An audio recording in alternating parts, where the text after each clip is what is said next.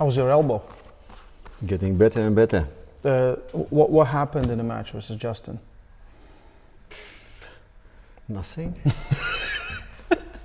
Why did you lose first 2 rounds? Unlucky, some or you were thinking like, what would Ray do? yeah. Just wanted to build up some excitement for atmosphere. You saw there were like a full house of American fans, and like I wanted to give them hope.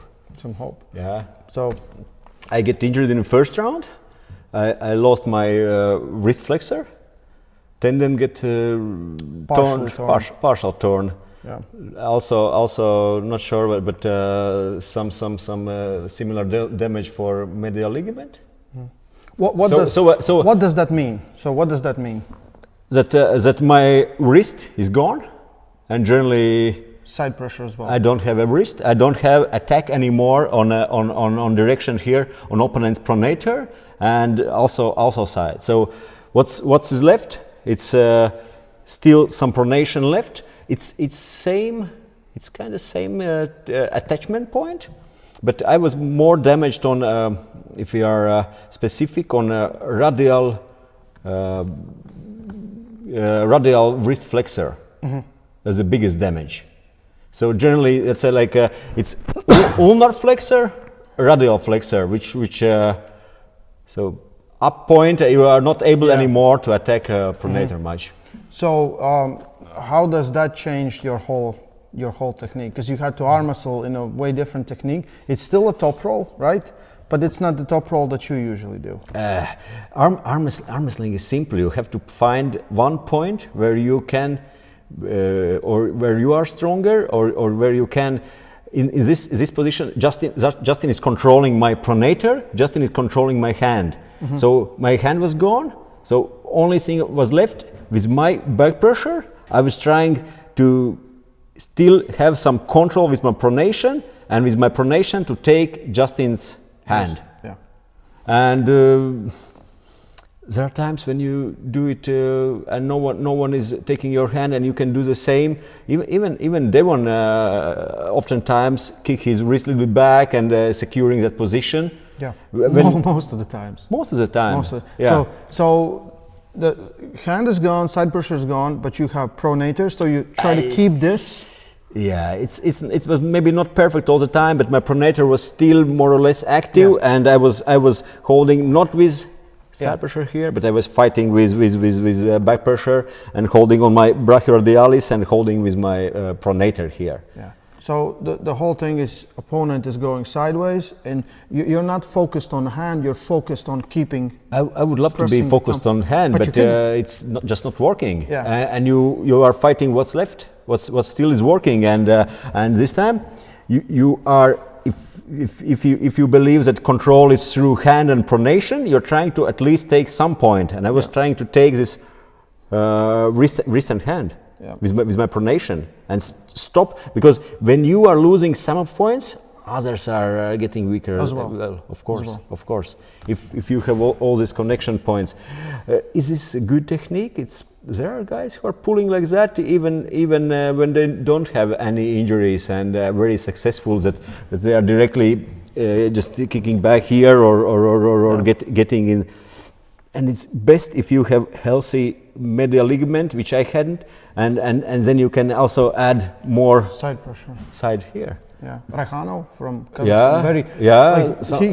He almost did like a big kickback, and then a lot of power going sideways. Yeah, it's very often your pronator with straight wrist or even a little bit lost wrist is a good solution. It's good when you are especially against. I feel like if you go a little bit backwards, better engagement on the pronator, right? Yeah. Like it's styles. I love to take opponents' pronator and wrist. So I love to control both. Yeah. But still, if one is not working, you still can fight. Yeah. You still can fight, and you still can have some points, and sometimes it is very effective, especially if your opponent is not clearly going with pronator himself, but he's trying to control your pronator. Trying to get yeah. this. And you are pulling with Right. with someone who is, for example, going inside, like you would go here. Yeah. Exactly. I could. Yeah, you just go. Not even If go. your back pressure is strong enough, you can go away, and I can turn. Yeah. Right. Yeah. So we are fighting. Yeah, like this. This position. Yeah. What we could see is that sometimes Devon is doing that he's even here. Yes, he supinates up. He Yeah. goes supinates up. It's such a weird thing. Yeah, He will it seems opposite of everything what we counterintuitive. are doing. Yeah. We are like normally like pronation here. But yeah, at some points, if you are strong enough. Yeah, he Yeah. supinates up, gets more. Yeah, gets more, and you're stretched out, and then Yeah. you have to do this. Yeah, right? and your only option left is to try to Press. Yeah. press here. Yeah. So arm wrestling technique, or that there is someone perfect way. It's I don't know. It's sometimes I believe it's overrated. It's at every fight you try to find some point. And it could change from your opponent. It could change also. Like I had some problems, so normally I wouldn't fight like that. Maybe. Of course, no. Yeah. No, that was if you usually you are the one who has control of the hand. You're the one who has this control. So it was very weird to see you fighting there, right? Going backwards, and it's always like it's a defensive style of pulling, because you usually are attacking style. I like to have this defensive position, but I like to have it with some wrist control here. Yeah, then it's fine. That's I used to pull. Yeah. This one for me, and especially if you are at some point, even my rotator was almost gone, and I had to hold on not only, but it was like semi biceps and then some position. Yeah. Oh, good that Justin get tired faster than I did, so it was not that bad. But otherwise. I usually say Janis is stronger pronator than sometimes his back pressure, because sometimes his back pressure will die out and pronator still stays. So yeah, you can always fight there. Yeah. That's guys, how it could be. This is like just a lesson in arm wrestling. What can happen, and sometimes it changes the style. Like the way Janis pulled, he doesn't really pull like that without necessity. He wants control and he wants those, but you kind of find a way to win. Link is in description for the video if you haven't seen it already. You're talking about fight? Yeah. How long till you're back on table? What do you think? Not like now, but for real.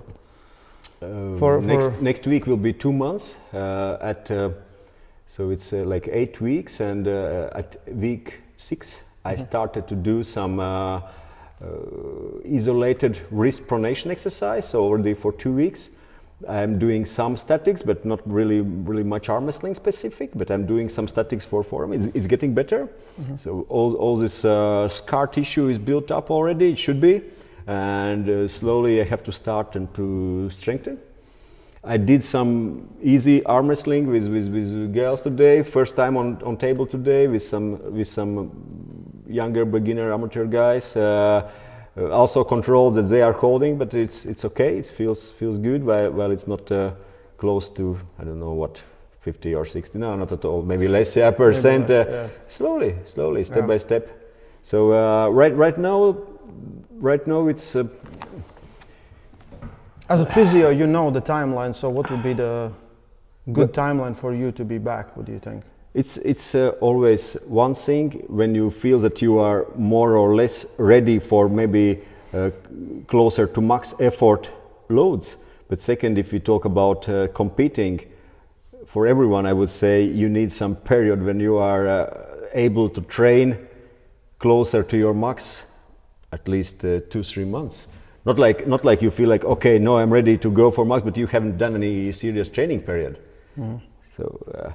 And I don't think that I will be able to get closer to my more or less good shape. Not like good shape, but giving load closer to max 100% before New Year. So after that, few more months. Then we'll see. We'll see. Yeah. Let's rush. hope. No rush. No rush. Rush. Let's Yeah, hope to see Janis. Janis made his debut in But East my versus left arm West. is. But my left arm is okay. He took a big break. Yeah, his left arm is good, so we're waiting for the call-outs. Yeah, check out the match if you haven't seen Janis Amolins and Justin Bishop on East vs. West 14. Link is in the description. Yeah. Stay strong. And love arm wrestling.